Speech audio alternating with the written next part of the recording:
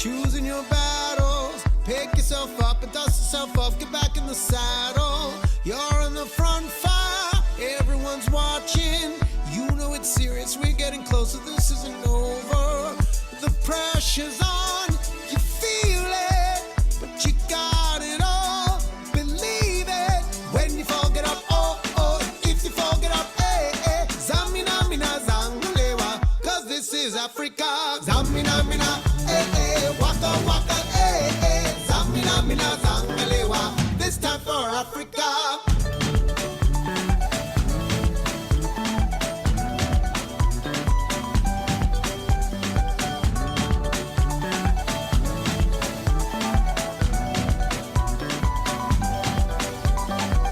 Listen to your God, this is our motto. Your time to shine, don't win in line, y vamos por todo.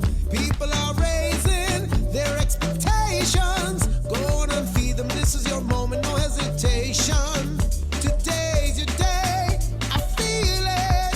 You pave the way, believe it. If you get down, get up, oh, oh. When you get down, get up, eh, eh. Zamina, mina, zangalewa, this time for Africa.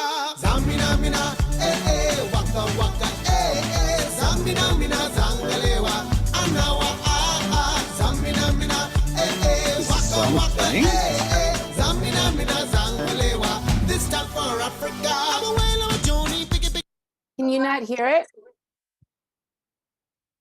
I don't hear it.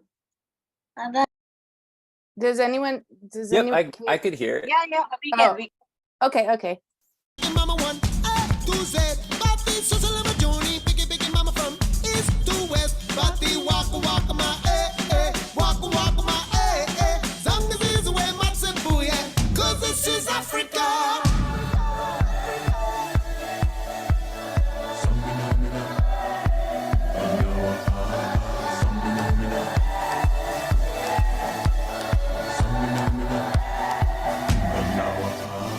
Zamina mina, waka waka, Zamina mina, zangalewa, anawa, ah ah. Zamina mina, waka waka, Zamina mina, zangalewa, this time for Africa. Tango, tango, Zamina mina, zangalewa, anawa, ah ah. Tango, tango, Zamina mina, zangalewa, anawa, ah ah. This time for Africa. This time for Africa. You're all Africa. You're all Africa.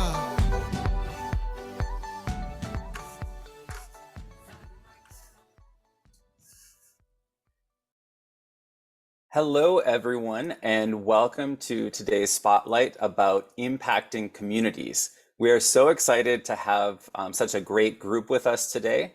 And before we start, I'd just like to inform everyone that we are recording this session. You should have had the Zoom lady give you a heads up just a few moments ago. We would also like participants to introduce themselves in the chat and tell us who you are and where you're from. You guys are already doing a great job at that. The interaction is really helpful and positive for a presenter up here, and it's just nice to know what resonates with you. And it also gives us something to look back on when we get to the Q&A session. So please go ahead and put questions in there, put comments, stories, but then kindly mute yourself when you're not speaking, and feel free to use the reaction buttons to respond during the session. Comments or questions will be at the end in the last 5 or 10 minutes or so. Our spotlights are packed with warm content delivery of 35 to 40 minutes, and then an interactive Q&A at the end. Today's topic of impacting communities is all about activities and best practices to build meaningful and impactful connections in our school communities, and also between schools and communities that they are a part of. I have personally seen Donna build and maintain a thriving global community, and I'm excited to engage with the content that she'll be sharing with all of you. Donna is an experienced educator with 24 years of classroom and teaching experience and 8 years of involvement in global education. She holds a student-centered learning and project-based philosophy. She firmly believes that students thrive when they are actively engaged in their educational journey. Recognizing the importance of equity and diversity in education, Donna is passionate about uniting people worldwide to foster inclusive learning environments. With this vision in mind, she founded Global Lighthouse Studios, an international educational nonprofit, in 2021. Under her leadership, the organization has a network of over 70 schools now, spanning across 6 continents. I think she's still probably working on Antarctica. Her dedication to promoting collaboration and shared learning has been instrumental in creating a global community that values the power of education and the strength of collective efforts. So without further ado, let's welcome Donna Guerin to share her experiences and knowledge about community building. Over to you, Donna. Thanks so much, Daniel, for the introduction. So I started with that song because, as some of you know, I work very closely with the David Z Foundation, and I thought that that song really encapsulated what I'm going to be talking about today, which is community impact and using music and the arts to engage people in the community. So, sorry, it's not moving. Hold on. There we go. So the title I came up with is Arts Alive, Engaging Our School Community Through Creativity, and how creative connections and the arts can help bring people together. So I'd like to start with a quote from Maxine Greene, who is an American educational philosopher. "The arts awaken us to our own humanity and to the humanity of others." So through arts, we can bring empathy alive in not only our students, but also people in and around the community. As Daniel mentioned, I started a foundation called the Global Lighthouse Studios in 2021.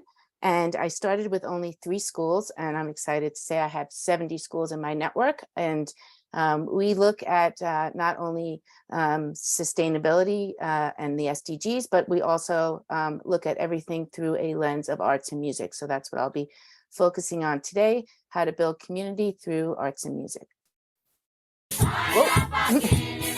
Sorry.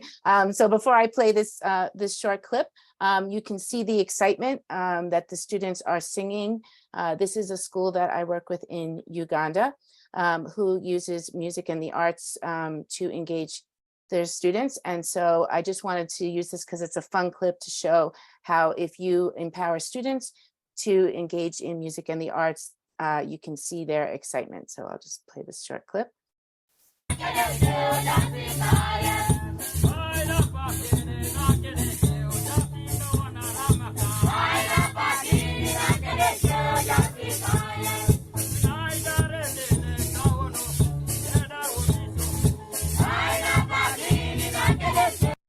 So for this particular song, in case you don't speak the language, they're actually speaking about gender equality and how they think it's very important that that girls are allowed to attend school as well.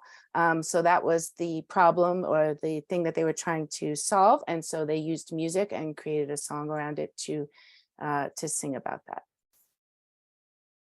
So here's another quote, community starts with students. And so it's been shown, and Dr. Mary Helen Mordino Yang, I said that, quotes as saying, "It is literally neurobiologically impossible to think deeply about things that you don't care about."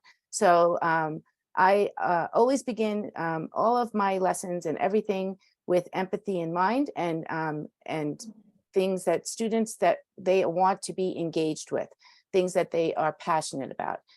If you bring in the students and you bring in their engagement to start, then students will have the buy-in and they'll be excited to be able to engage. So as I mentioned, students are at the center of planning always. And if the students are at the center of it, it creates that engagement piece and enthusiasm and participation. So this is an example of a unit I did with students a few years back, and it was actually called What's Your Superpower? It was a semester-long project that we did, and we started with figuring out what is your passion, what is it that you're interested in, And then we had the students select an SDG that they were interested in learning more about, and then they used their passion to create a project. So one of the groups was very interested in music, so they wrote a song. Another group was very interested in helping the homeless, and so they created small bags that they gave. They partnered with the local fire department. We had a group that was interested in mental health, and so it was all about what do you enjoy doing, and let's take that passion and let's create something around it and create a project around it. So here they are at the they were able to present their ideas at the school district level to tell the district about what they were doing, and they actually won a trip to Rome, where I'll tell you about a little bit later, where they were able to engage with over 3,000 students to share their projects. So you might ask, what are some ways to kickstart student engagement? I'm going to go through 5 different ways that you can get students interested and engaged in learning, because as I mentioned, community starts with students. So first things is to set clear and compelling learning goals. Students need to understand the purpose. Students need to understand the purpose and relevance of what they are learning. So it's very important that the students are interested from the beginning of why are we doing this? If they don't know the why, then they're not going to want to engage in the learning. So setting those clear and compelling learning goals to start is very important.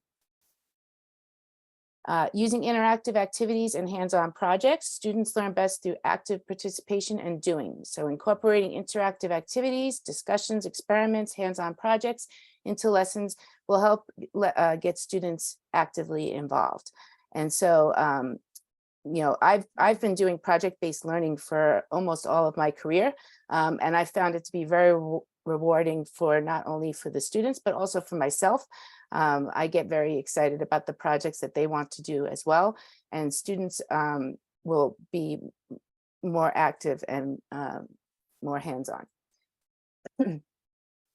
Providing voice and choice is also very important. Students need to have some voice and choice in their own learning. So allowing them to make decisions, it will increase their motivation and their engagement. Building positive relationships. This is something that is very important to me personally. Having that strong relationship with your students and developing relationships based on trust, respect, and care. The students will feel that connection and feel supported, and they're much more motivated and engaged in their learning.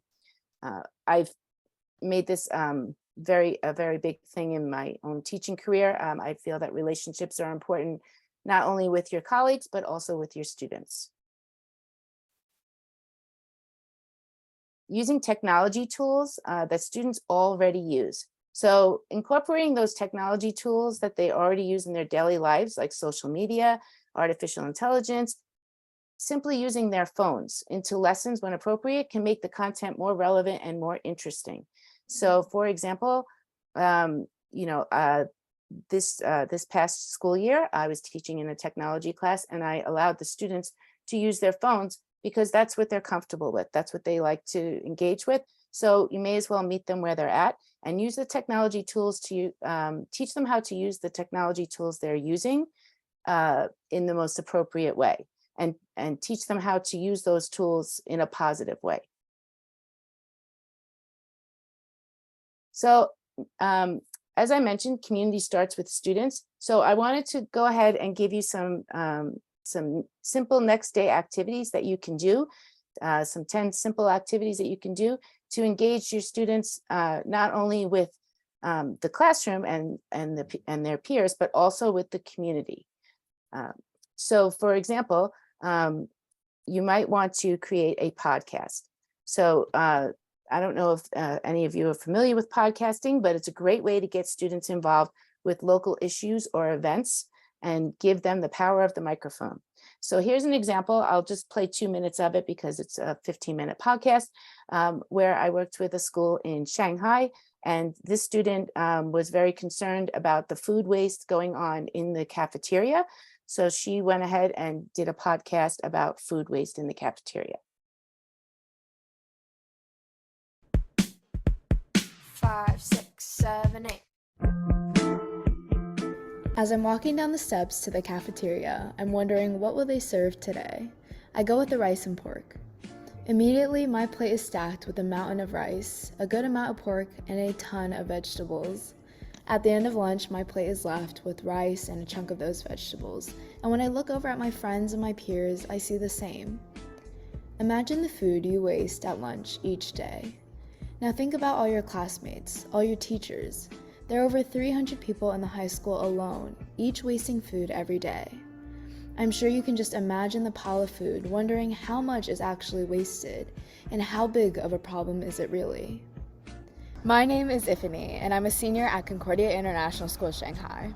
This podcast will take you through my discoveries of food waste and the journey I took to unleash the truth about it. So after sitting down with Corey and alumni, I learned some shocking statistics about food waste at Concordia. Your consumption and waste habits will definitely change after hearing this. Each day after school, Corey and his global development team worked with the current kitchen manager to weigh the food waste bins, and what they found was insane. According to the data that they collected in 2019, in 1 week, Concordia wastes approximately 1,300 kilograms of food. This is crazy, and my response was, we need to change this immediately. So let's hear a bit more from Corey. What's your name and what grade are you in? I'm Corey and I'm a freshman in college. Okay, so Miss Lab told me that last year you did a project on how much food we were wasting at Concordia. So tell us about what you found out. Basically, we found out that, I think what we found is that there were around something crazy like at least 50 kilograms to 100 kilograms of food wasted at the school every day.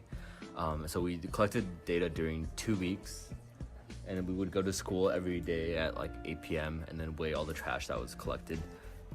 There was an enormous amount. There was at least like 2 full trash cans, and those trash cans were like the 1.5 or like 1.2 meter tall ones. Yeah. So as I mentioned, I'm not going to play the entire podcast, but it is a really great way to get students interested and engaged in the learning and doing the research. This student could not believe how much food was being wasted right there in their cafeteria. Another simple activity to do is to create a torn magazine collage answering the prompt, what is your superpower? So here you can see that students took, the way that you do this is you take a photo as an example. Students find a photo that they want to recreate, and then they have to go through magazines and they have to find the colors that are in the photo. They tear up the magazine into little pieces, and then they have to recreate the photo using the colors that are in the photo from the magazine torn pages. So my favorite one is the one on the bottom, the one that says we can do it. I was like more than impressed with these 8th graders and how they were able to recreate the photo. I thought it came out just simply amazing. But you can see here, there's one on strength, another one that says dynamic. This one I believe is on empathy. The students really love it because it's very collaborative in nature. And you can host a gallery night where you can invite parents in to see these wonderful creations that the students do. So it's a fun activity to do. And I've done this activity with not only elementary students, but with middle school students and high school students. So it can really appeal to all age groups. From Sir Harry Johnson. So this another way to engage the community and students is through poetry. So you might perhaps host a poetry cafe or invite parents in to listen to some poetry. So I did this with Global Lighthouse Studios when I first started. This is a young man from Malawi, Africa, and I will let him go ahead and read his poem. It's pretty powerful, but it's a great way to be able to give students the opportunity to use poetry to express themselves. You can make it on any topic. And as I mentioned, actually did this with kindergarten. So I've done it with kindergartners all the way up through high school. School in Malawi. So if you are here, if you can go ahead and unmute yourself. Okay. My poem name is Hope in the Midst of Terror. 2020 has been a crazy year, full of riots, elections, and a whole lot of fear. The standout point was obviously COVID-19, a terrifying virus, but our heroes kept on fighting. The heroes without capes, yes, that's really true, the parents, the police, and the healthcare crew. The horrendous reality of losing loved ones, empty stadiums, and bankrupt businesses, this whole time has really been atrocious. Through it all, people have come together extremely strong. This hasn't been the easiest of times, but we've come together as one. As friends, we've been split apart for a long time, but the change has been sublime. I took this time to explore myself, and things have seemed fine. That you can survive for 18 months indoors and not whine. I know this seems hard to believe, but if it weren't for that wretched box of Pandora, there wouldn't be hope, you see. There are some vaccines that work, I support them, that I don't want to cause a scene, but I think the real vaccine is hope for this treacherous COVID-19. That was wonderful. I love that line. So I literally get goosebumps when I hear that poem, just because he did write this during the time of COVID. And I thought that his comment that the true vaccine is hope was really very moving. At least it was for me. So I still get goosebumps anyway.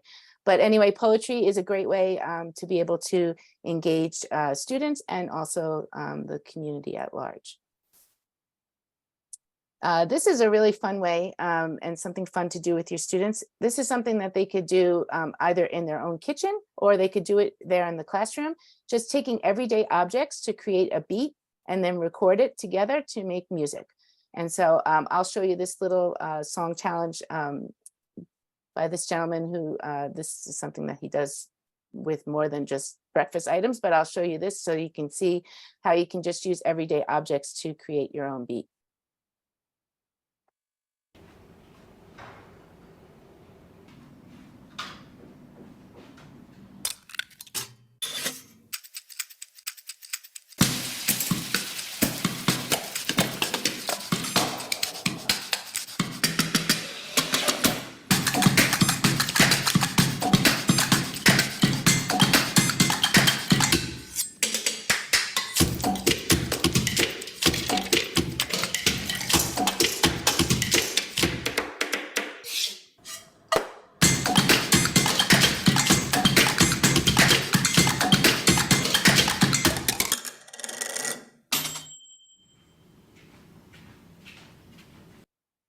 So that's a fun way to give your students the creativity to tell them that they need to choose, 5 or 6 everyday objects and create their own beat. They can do it as a group, they could do it by themselves, but it's a fun way to be able to engage your students. And also, you can host a night of like a talent show or something like that to have them share their music.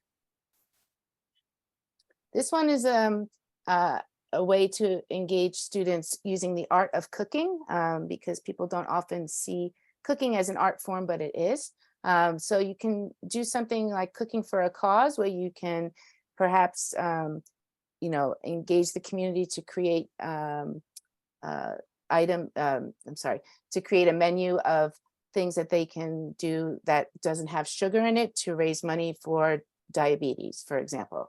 You can have a potluck kind of thing where people can bring in different meals that relates to their culture and share stories around where does that item come from, and can you tell me something more about that and more about your culture. There's so many things you can do with cooking and bringing in students, and students love it. It's really just a fun way to not only engage just the students, but also to bring in the community. So perhaps you make cookies for a local senior center, or, there's just so many ways that you can use the art of cooking. So that's something that's kind of fun to do. This one, I'm going to ask you to engage in this for just 2 minutes of an activity. Some of you who have worked with me before may have done this activity, but it's always fun. So I'm going to ask you to either go onto the website here on the bottom, sketch.io, and you can do a digital version, or you can just use good old pencil and paper that I always keep handy next to my desk. And I'm just going to ask you to go ahead and sketch while you listen to some soft music of David Fidel. I'm just going to run it for about 2 minutes, and I'm interested to see what some of you will draw. This is a great thing to do with your students, to be able to give them some time to just listen to the music and let themselves go ahead and draw something. So I'm going to set the timer here for 2 minutes and go ahead and enjoy a little drawing.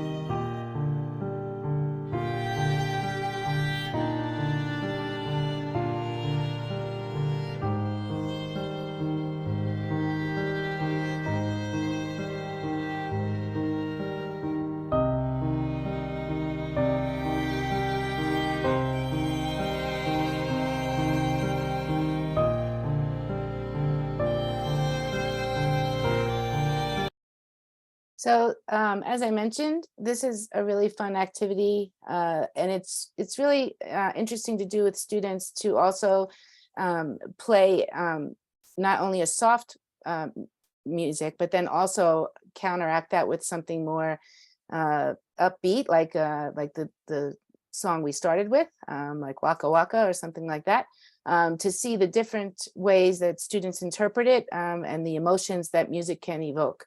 And something you can also use as far as painting and drawing. What a fun night it would be to engage the community and have them come and maybe perhaps have a local artist come and do some type of painting or drawing interaction where they can do a simple lesson on painting and drawing and invite the parents to come. And what a fun way to engage with the community. Another way to bring community in is through performing arts. So whether your students are interested in musicals or plays, they can take several different roles. It doesn't have to all be people that are actors and actresses. There's lots of different roles that you can have. There's people that are involved in the sound system. You have to create the sets. There's all different ways that students can get involved. There's MCs, you can do so many things with performing arts, and it's a great way to bring in audience members and have people in the community come and engage together and enjoy some performing arts productions. Another thing that you can do in your classroom is called the Tableau, which is kind of a fun activity. It's almost like a freeze frame where students have to, you know, for example, perhaps the student would freeze like this, and then someone else could come in behind them and kind of verbalize what they think the person is interpreting. So that's just a fun way to use it in your classroom. Another great way to get students not only out in nature, but out and around in their local community, and then bring it back into the classroom is through using photography. So in this example, this student is from Jeju, South Korea, and they did a photo essay on the Gachewol Forest. So I'll just take you through a couple of the slides just so you can see the type of flavor of what they did. But they went out to the Gachewol Forest is a forest on Jeju Island. And so they went out and took pictures of the forest and then also scripted it on the side just to give you a short blurb about what you are looking at. So here it says, located in the Jeju Island, the Gachewol Forest is a forest that is intertwined with rocks, trees, and bushes. The Gachewol Forest provides a habitat for many lives, including animals and plants endangered by humans. And so it's just a great way to be able to get students out in nature and be able to explore their own local community and things that are going on inside their wherever they live. And it's a great way for them to be able to share that information with other people, because I didn't know about the Gachewol Forest until I was able to go through this photo essay that they did, which I thought was, they did an amazing job. These were some middle schoolers in Jeju. So I'll just go ahead and show you that. And whoop, sorry, that's really loud. And then another way is to hold a 2-minute film, have students create a 2-minute film project. And what a fun thing to do to have a film festival right there on your property. I know that the district that I live in actually has a film festival once a year where they collect different film projects from around the district, and then they hold it in a local movie theater, and the students get to see their films on the big screen. So this is just a 2-minute film. Again, I worked with this group in South Korea, so they were very focused on the Gachewol Forest. So I'll show you what they were able to do, but it's amazing what students can do behind the camera with even simple equipment like their phone. You know, some of the best video cameras in the world are just simply on your phone. And students love to get behind the camera and be the ones that are taking the video. And then it gives them so many different skills. They learn how to edit and how to put it all together and to tell a story through film. So I'm going to lower the volume because this is really loud.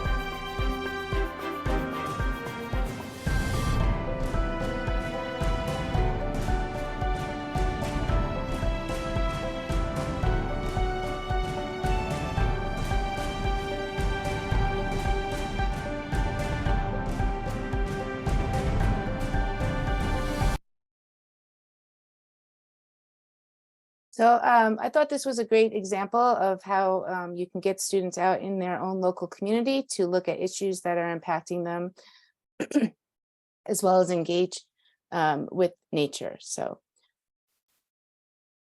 the final one I'd like to talk about is using sidewalk chalk or wall graffiti.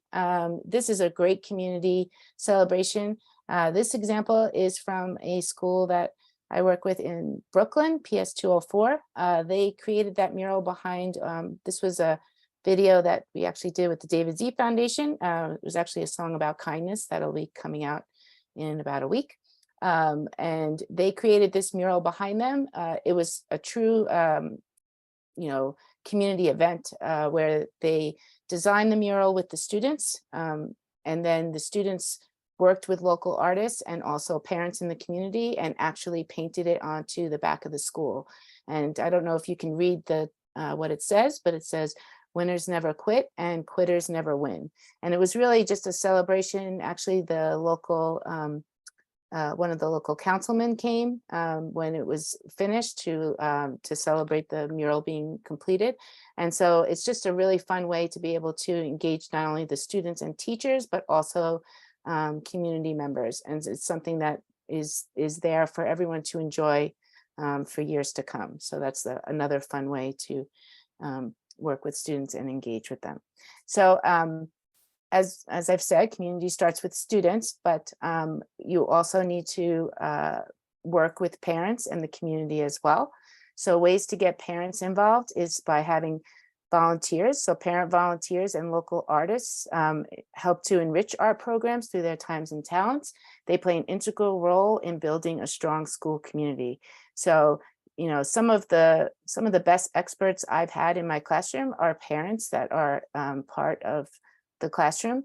And so my best advice I can say to you is just ask the question, hey, anybody know anybody's parent, involved in anything that they could bring to our classroom to help enhance our classroom? So volunteering is a great way to get parents involved. As I mentioned, for some of these things, you can have different events, and it's always great when parents and the community members can fill the audience at student performances and art showcases. They demonstrate the value that is placed on arts and fostering a sense of community pride and support. Oops, sorry. Lastly, by building those connections, the benefit of the connections is a shared sense of purpose, collaboration, and mutual support between the school and community.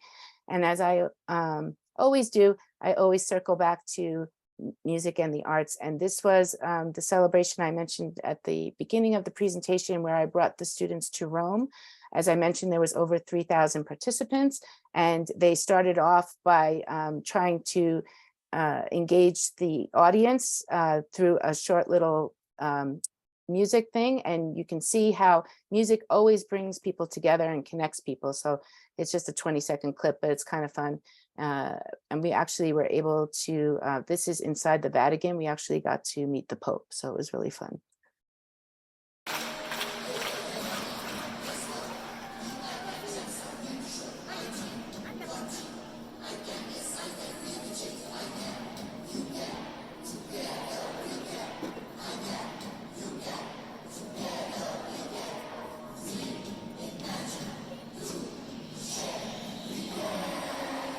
So it's just a fun way to be able to bring all of these people from, I think there were over 45 countries represented there. So it was just a great way to be able to bring everybody together. And I don't know, music always connects. Whoops. This young lady, her name is Teresa Wee. This is also at PS 204 in Brooklyn. Another fun way to engage, if you can have somebody who knows anything about puppeteering. Teresa actually created this puppet, and the students designed it, which was really great. The students not only designed it, but they also named the puppet. And so she created this for the video that we're going to be sharing on July 9th. And so they named the Puppet Brooklyn. But by connecting through creativity, you can really create interactions between students and families and community members. And so I'll just let her sing that she's singing operatically. It's just kind of fun, so I'll just play that.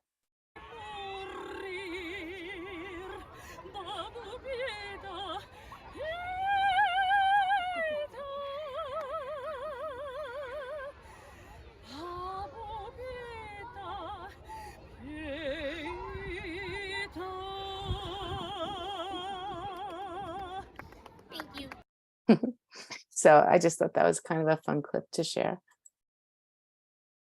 So student impact, students are at the heart of a strong community. Music and arts programs in particular have the power to transcend differences and unite people of all backgrounds through a shared appreciation of creativity, self-expression, and beauty. The arts have the power to unite communities and bring people together. I firmly believe that. When we share our creative expressions and experiences with art, we form deeper connections with one another and find a common ground. Together through the arts, we can build vibrant communities and enrich the lives of all who live within them.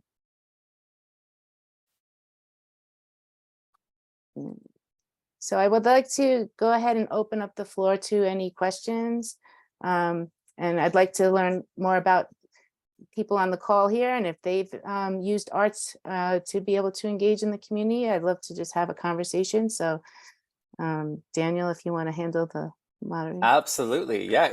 Excellent presentation, Donna. I was just like on the edge of my seat the whole time. Like every activity is so, it had such resonance with not just the school community, not just your classroom, like building that classroom community, which we all want to do as teachers, but extending that into the community that the school is a part of. And I think that is so critical. And I think every single one of these activities can do that.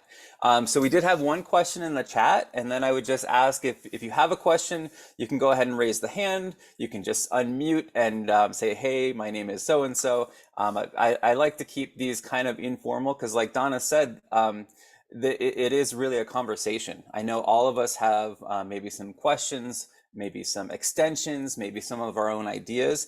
And so I also wanted to say that this is a time where you can provide the answers for each other as well. So one of the questions that came up in the chat was for the poetry night. I thought this was a great question.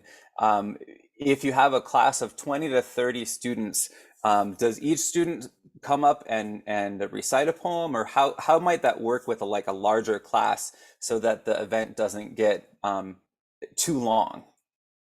Well, I've done it with a whole class, and I do give students the opportunity to be able to come up and recite their poems individually. But you can as well also have students collaborate on poems and have them presented together. Sometimes students are more apt to be able to do that. A fun thing I did with the lower grades, like the first graders, is I created a stage of sorts with a table, and the students got up on the table, and we kind of dimmed the lights and had fake little candles. And so that's kind of a fun thing to do. But you can host it like an open mic night. There's lots of different possibilities, but to me, I always feel like everyone should have their moment in the sun. And so usually the poems aren't 5 minutes long anyway. They're usually less than a minute each. So I think that you can work that in a few different ways. Yeah, great response. It kind of brought up a question that I had. So where do you start? Like, how do you get like parents, admin, people behind the arts? Like, what would be a good starting place if we see the value of this, but we just don't know where to start? Oh, that's a great question. So I always start at the beginning. I start the school year off by getting the students excited about the different projects we're going to be doing. And I kind of use the students as my lead and ask them, what are some projects you would like to do? Because I'm not going to, if poetry is my favorite, I'm not going to do poetry if 3 kids in the class like poetry. So I usually like to start with the students first, and then I engage with the parents and tell them the students have come up with a great idea. They would like to do whatever, and then we go from there. For the film festival, for example, I asked the students, I actually looped with my class, so they did it 2 years in a row. And I said, I don't want to do the same thing. So what do you want to do? So they wanted to do stop motion, which was really fun. So they did stop motion on the solar system with fourth graders. So I guess Yeah. begin with the students. No, that's a great response, and I think that always makes us grow as teachers as well, especially if it's not in our wheelhouse. I see we've got a couple questions up on stage. So Jacob, go ahead. Yeah, thank you very much. It was nice listening to all of the innovative way of teaching.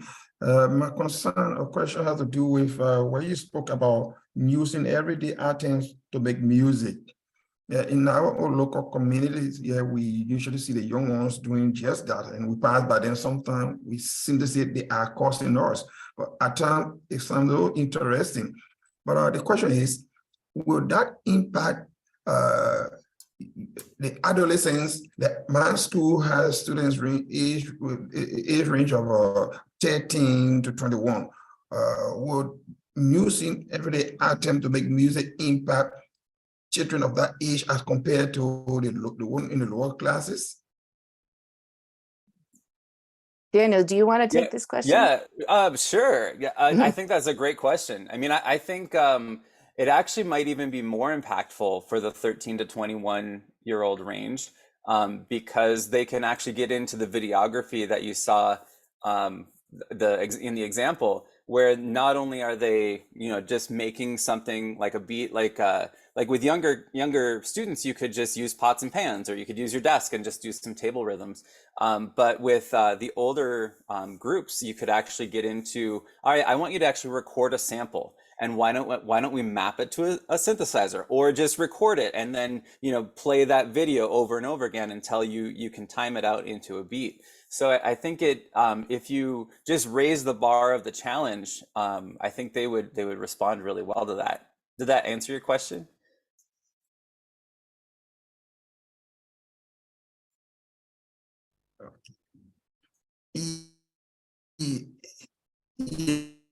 Yeah, thank you very much. Thank you very much. I just wanted a feedback, who have been using the method before to see how it could help my teachers in doing their work, especially those who are in the social sciences. Yeah, no, awesome. I think that's, yeah, absolutely. Zvi, I see your hand up. I wanted to see if I saw Khalid up here earlier too. Khalid, did you still have a question? Yes, thank you. Hello, I'm Khalid. I'm calling from Egypt. Actually, I have no question, but I have a comment. Thank you, Donna, actually, for the presentation. It's really amazing. Actually, I started music teacher since 2000. Okay, I work in international school. I have multilingual and multicultural students in my school. I am actually music teacher. I work every year with 2,000 students. I agree with you. Music, it's the top subject in the school. When I work with my students, they make project in International Day, for example. They incorporate everything. They create projects, posters, and culture for countries. It's really amazing. The music, it's really, really fantastic topic. I hope all teachers use music. It's really active for students. Thank you. I agree with you. Thank you. Thank Great you. comment. Yeah. Over to Zvi, and then we've got a question in the chat. So Zvi, what's your question or comment?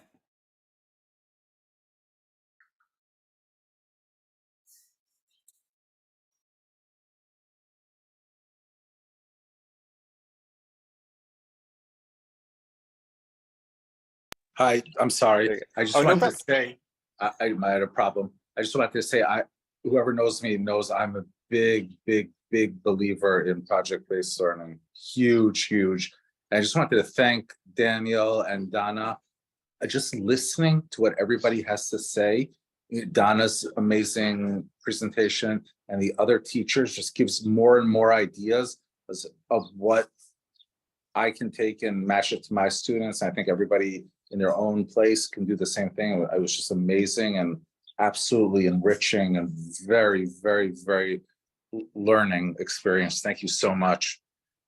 Oh, thank you, Zvi. And we actually have a song that we did with Zvi's classroom that will be coming out as well on July 9th. We're super excited about it. So thank you for being here today.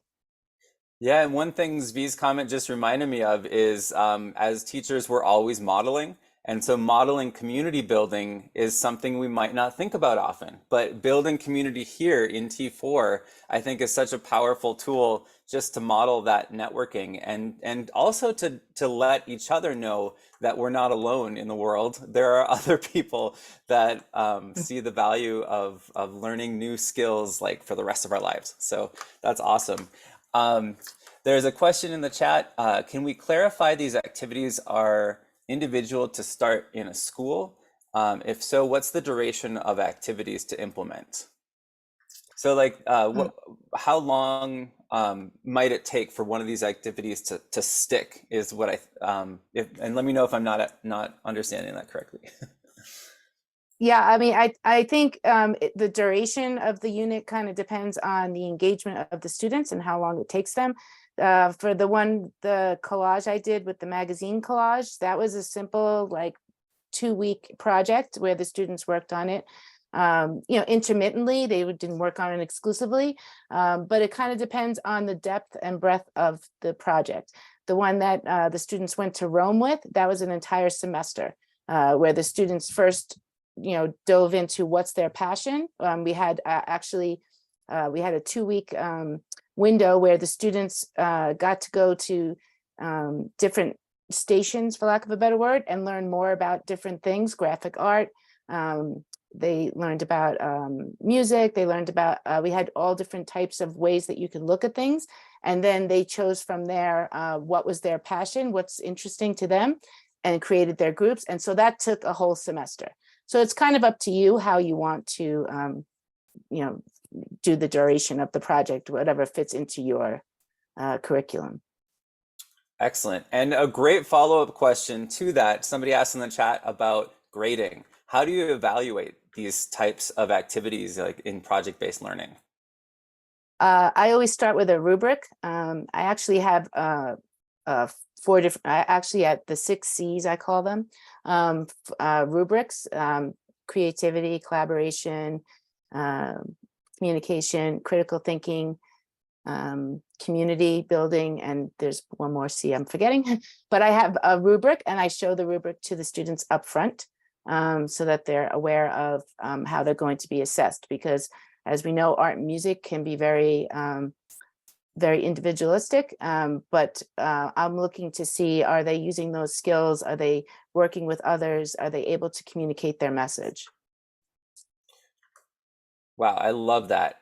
That's actually, I need to learn more about your rubric because I usually use just a single point rubric. Is it like, it's because I want to take the subjectivity out of it and just say, did they do this or did they not? Was it present or was it not? But I think this whole community-based idea of a rubric is really powerful because then they understand that arts connect us. I think that's wonderful. All right, well, actually, we are right on time. Last call for questions. So is there any other questions, either in the chat or if you want to raise your hand or call it out? Going once, going twice. Thank you all for coming to this session today, and it was jam-packed. I think you guys have all experienced a semester of learning within this hour. So thank you, Donna, for your wonderful leadership and guidance and examples. I know, what is the best place to reach out to you if people have any follow-up questions after this? I forgot to show my, so here's my last slide. This is just my QR code for my linked tree. So it has all my information on it if you are interested in connecting with me at all. I am always happy to connect, as anyone who knows me. I'm always happy to increase my network of people and educators because I always believe that we are better together. So if you're interested in learning more about anything that you learned here today, please feel free to contact me across any social media or on LinkedIn. Awesome. Well, yeah, just to quickly summarize what this session was, we got to hear kind of 5 overview big concepts of how we can increase engagement, and then 10 very specific next day activities that we can just pick up and run with in our classrooms tomorrow. So those are all in the chat. As Carolina said, that it'll also be in the T4 app. So you can use that as a resource.